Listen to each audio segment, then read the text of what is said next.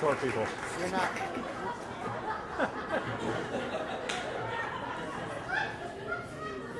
Is that good? I think that'll be good. Can you hear me now? I really did not want to go first. This is my first slam ever. This is totally a win. Thank you, charity blessers, each and every one of you. Before I get started, I want to give a big shout out to my fiance. This is our 3-year anniversary of us together, and I can't wait to get married next year. So, I guess we'll start. Short version. I was born in Detroit. My parents got divorced. My mom remarried into a man who was part of the military. He went to school to be a doctor, so he became an ophthalmologist, eye doctor, for those that don't know.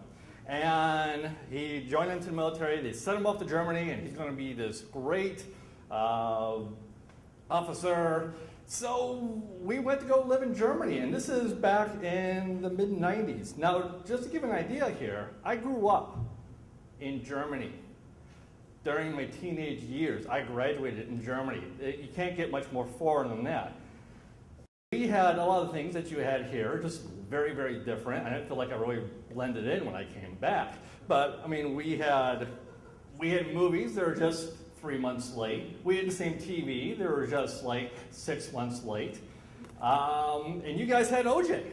Well, good on you. You had OJ. We didn't. What we had was something a little more serious. We went to war to Bosnia. They called it a police action, but our TVs, they just showed war footage. And we had a lot of people that came and gone. But this is a weird time for the American military at the time, because in '91, the wall came down, and the U.S. says, we don't need to really have that much military in Europe, so we're going to shrink everything down. So I had friends that came and gone. I had best friends that lasted about a year, maybe 2 at best. And I moved from one base, and I watched it close down, give it back to Germans, and we went to Ramstein.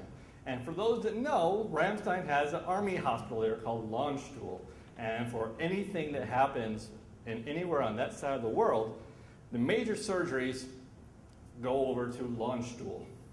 Now, I hung with my stepdad quite a bit, and he talked with other doctors. So the story I'm going to tell you that as best as I can remember it, was a neurosurgeon that was talking to my dad. And he got this one case, guy straight out of boot camp, straight from the Marines. First assignment, he's taking care of landmines in Bosnia.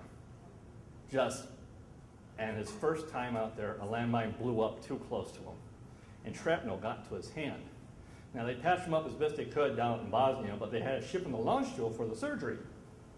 Now, surgery went well, everything seemed to be okay. The doctor is testing his hand. And he says, he's got his hand like this. For those on audio, the hand's going underneath the arm of the doctor, and the hand's visible from the doctor, but invisible to the patient. And he's got a pin, and he's poking the hand. And he says, does this hurt? No, sir, he says. And he pokes it again. He says, does this hurt? He says, no, sir. And he pokes it again. He says, does this hurt? No, sir. Doctor, now thinking, it's like, this patient's gone. You know, he's going to have to turn around, give him the bad news. Going to have to tell him he's got to go home. Thank you for your service, but you're done. You can no longer do what you were assigned to do. And he turns around to tell his patient, and there's just tears welling up in his eyes. And the doctor thinks, wait a minute. He pokes him again. He says, does this hurt? And he says, no, sir. He says, do you feel that? He says, sir, yes, sir, I feel it, but it doesn't hurt, sir. I'm not planning to win tonight. I just want to share a little funny story with you guys, make you guys laugh a little bit. Thank you. My name is Blake. Y'all have a great night.